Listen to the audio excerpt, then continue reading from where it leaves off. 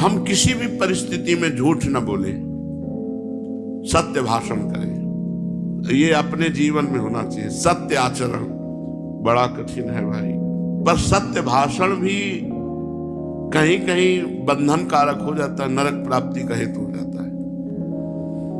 जैसे कुछ लोग वध करने वाले कुछ पशुओं को, तो वो पशु जाकर ऐसे छुप गए, तो एक सत्यवादी बैठे हुए थे, तो उन्होंने कहा कि वो अमुक पशु, तो कहा वो उनका वध कर दिया, तो उनको नरक की प्राप्ति हुई। किसी की प्राण रक्षा के लिए सत्य वही है कि उसके प्राण बचा दिए जाए, पूरा झूठ बोल जाओ, वही सत्य है।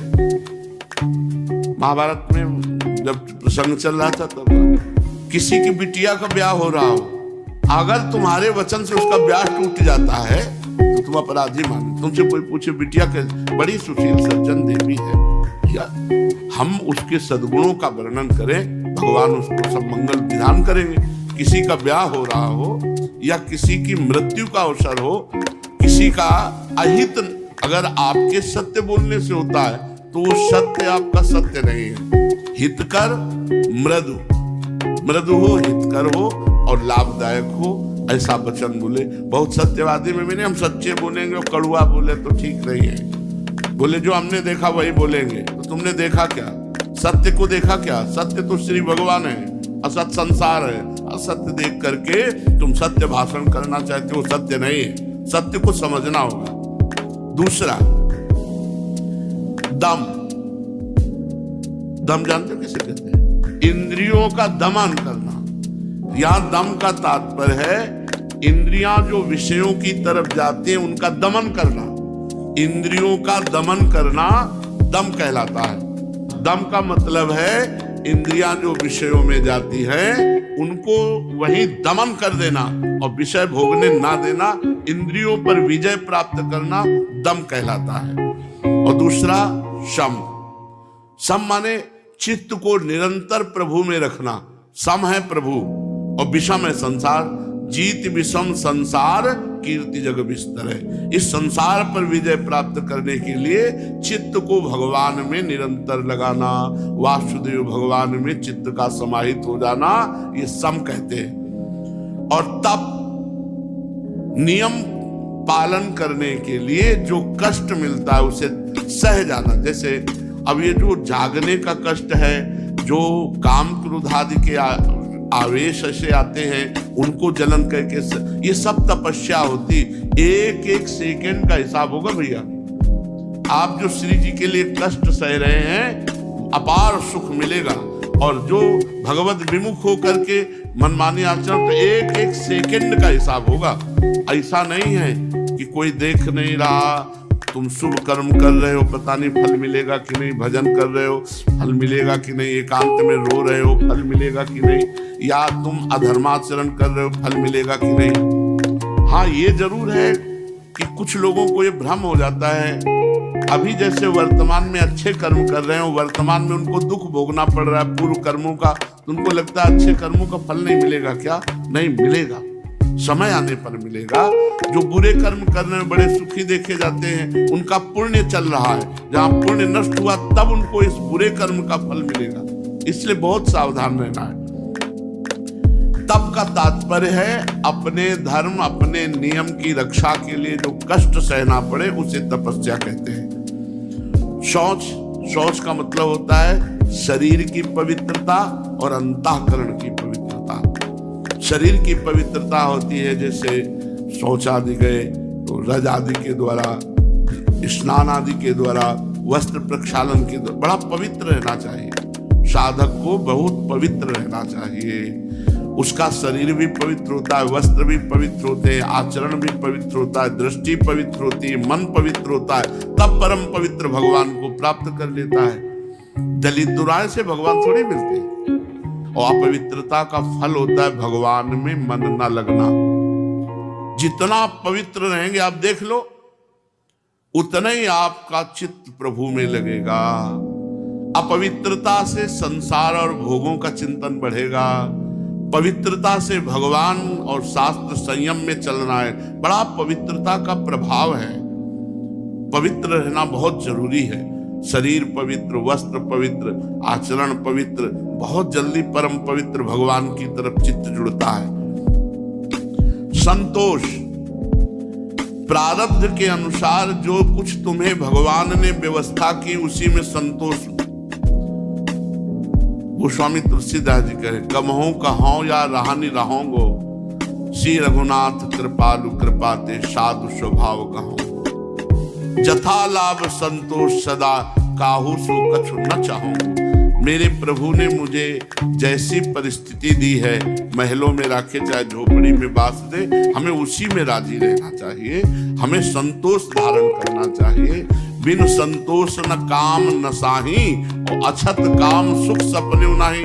बिना संतोष के कामनाओं का नाश नहीं होता, और बिना कामना के नाश के प्रेम या आनंद तत्व ज्ञान ये नहीं प्राप्त होता। सुख सपने होना ही, कामना वाले पुरुष को सपने में भी जिसे सुख कहते हैं वो नहीं प्राप्त होता। सातवां है लज्जा, अधर्माचरण करने में बिल्कुल संकोच हो जाना। जैसे कोई पाप का कार्य है तो एकदम हृदय में घबराहट हो जाना, भयभीत हो जाना कि अरे नहीं, हम ऐसा नहीं कर सकते, एकदम संकुचित हो जाना, ये भागवतिक लज्जा कही जाती है। उसको असत आचरण, असत भाषण, असत क्रिया, इसमें बड़ा लज्जा लगे, नहीं नहीं ऐसा नहीं कर सकते हैं। और जो पापी पुरुष होते हैं निर्लज्ज होते हैं, और जो सतमार्ग में चलने वाले होते हैं लज्जावान होते हैं। आठवां क्षमा, चाहे जितना तुम्हारे प्रति कोई अपराध करे तुम क्षमा करो। अपने कर्म जाए अपकारी, उमा क्षमा श्राप होते भारी। यदि आप क्षमा कर देते हैं तो आपका सतमार्ग बढ़ जाएगा, उसको दंड मिलेगा। अगर आपने दंड दे दिया तो फिर आपका सतमार्ग लड़खड़ा जाएगा और उसको कोई दंड नहीं मिलेगा। और यदि आप मौन हो गए और क्षमा कर दिया तो सुधार उधर शुरू हो जाएगा, भगवान उसका सुधार कर देंगे, अपने आप सुधार कर देंगे। उमा क्षमा सापौते भारी, उपासक को क्षमा धारण कर, बलवान वही है जो क्षमा धारण करता है, लेकिन है बहुत कठिन क्षमा धारण करना। बातचीत करना अलग है, क्षमा के विषय की व्याख्या करना अलग है, लेकिन क्षमा करना ऐसे होना चाहिए जैसे अपने से अपराध बन जाए तो आप कैसे क्षमा कर देते हैं। कोई प्रायश्चित नहीं, कोई दंड नहीं, कोई निंदा नहीं, बिल्कुल गुपचुप। ऐसे ही आपको कोई गाली दे दे, अपमान कर दे, निंदा कर दे, कोई मतलब, ठीक है, आनंदित रहो, प्रसन्न रहो। भगवान तुम्हें स्वस्थ रखे, तुम्हारी बुद्धि को स्वस्थ रखे, ये है भक्ति की अभिलाषा। आर्जव, सरल व्यवहार, सरल भाव। सरल भाव जो मन में वही वाणी में वही शरीर में, बिल्कुल छुपाव, बनावटी, दंभ, ये सब भक्त में नहीं होता, ये महापुरुषों में नहीं होता। तो आर्जव, सरल स्वभाव, न मन कुटिलाई। संत सरल चित जगत हित, जान स्वभाव सने, बाल विनय सुन करि कृपा राम चरण रति। संतों का क्या स्वभाव? सरल स्वभाव, न मन कुटिलाई। बिल्कुल जैसा बाह्य वैसे प्राय दो चेहरे आदमी के होते हैं। समाज में एक चेहरा होता है, एक एकांत का चेहरा होता है। एकांत का चेहरा बहुत गंदा होता है, तो हमें अपना एकांत जीवन पवित्र रखना चाहिए। हमारा सरलता का मतलब वाणी से मीठा मीठा बोल दिया नहीं। सरलता का तात्पर्य बनावटी मधुरता नहीं है, स्वाभाविक सरलता है। हृदय से जो है वही वाणी में है, वही आचरण में। हृदय में कुछ और है, वाणी में कुछ और है। सरल कहते हैं कि आपकी जबान भले कड़क हो, लेकिन हृदय, ये ब्रजवासियों में मिलेगा। जबान में हेला शब्द होगा, ऐसा लगेगा कि अब हिलना, और हृदय के बड़े निर्मल मिलेंगे। ये हमने ब्रजवासियों को देखा जो भगवान के निज जन है। तो इसीलिए जो संत जन होते हैं भगवान के निज जन है। तो संत सरल चित जगत हित, जान स्वभाव सने। इनका स्वभाव, इनका सने, साधुते होए न कारज हानि। वो महापुरुष है जिसके हृदय में आर्जव है। आर्जव शास्त्रीय शब्द है, उसका अर्थ है सरलता। छल कपट रहित हृदय, छल कपट रहित आचरण, छल कपट रहित वाणी। 10वां है ज्ञान।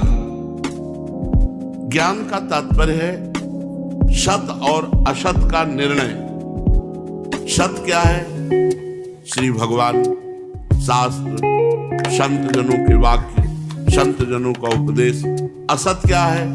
जितना गो गोचर जहां लघु मनु जाई, सो सब माया जानो भाई। इसलिए ज्ञान बना रहना चाहिए कि असत में व्यवहार तो कर रहे लेकिन सत्य की प्राप्ति के लिए, असत्य की प्राप्ति के लिए नहीं।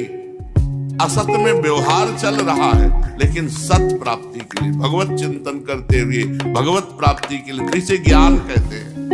हमारा लक्ष्य भगवत प्राप्ति है, पर हमारा शरीर असत है, संसार असत है, व्यवहार असत में ही करना है।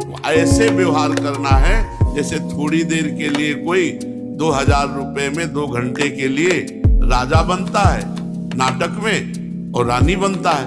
तो रानी बनने वाला और राजा बनने वाला नाटक मंच पे तो बहुत वैसे प्यार दिखाएगा, लेकिन नाटक मंच के पीछे कोई मतलब नहीं, क्योंकि वो जानता है 2000 में तुम राजा बने, 2000 में हम रानी बने, ना तू राजा है हमारा, ना तेरी रानी है। बस ऐसे ही व्यवहार में हमें नाटक करना है, पति पुत्र परिवार, और ज्ञान में ना कोई पति है ना कोई पुत्र है, सब भगवत स्वरूप है, सब में एक ही आत्म तत्व भगवान विराजमान है। 11वां दया। ये बहुत बढ़िया मीठा शब्द लगता है और होना चाहिए सबके जीवन में दया, पर सावधानी के साथ। दया बिना साधु कसाई, उड़िया बाबा के ही वचन है, और दया करी तो आफत आई। दया कौन सी होगी जो आफत नहीं आने देगी, और दया कौन सी होगी जिनमें आफत आ जाएगी? वह दया जिसमें भगवान का विस्मरण हो जाए वो आपको फंसा देगी। और वह दया, दया का उल्टा करो याद, वह दया जो भगवान की याद में तन्मय कर दे वो कभी तुम्हें फंसाएगी नहीं। मृग पर दया करके उठा लिया धारा से भरत जी ने, और इतना तन्मय हो गए कि भगवान की याद भूल गई तो हिरण बनना पड़ा। दया ने फंसा दिया। दया बिना साधु कसाई, और दया करी तो आफत आई। इसलिए दया वही सिद्ध जो भगवत स्मरण में हमें बनाए रखे, भगवत स्मरण विमुख कर दे वो दया फंसा देगी। ध्यान। ध्यान भगवान के नाम का, भगवान के रूप का, भगवान की लीला कथाओं का चिंतन, ये ध्यान के अंतर्गत आता है। ये 12 लक्षण जिनमें होंगे वो पुरुष नहीं, वो महापुरुष है। चाहे स्त्री शरीर हो चाहे पुरुष शरीर हो। पहला सत्य आचरण, सत्य भाषण। दूसरा दम अर्थात इंद्रियों पर विजय। सम अर्थात निरंतर चित्त का शांत भाव से इष्ट में लगे रहना। तप अपने नियम धर्म के पालन में जो कष्ट है उसे सहना। सोच बाहर भीतर की पवित्रता। संतोष प्रारब्ध के अनुसार भगवत विधान से जो हो रहा है उसी में हम राजी।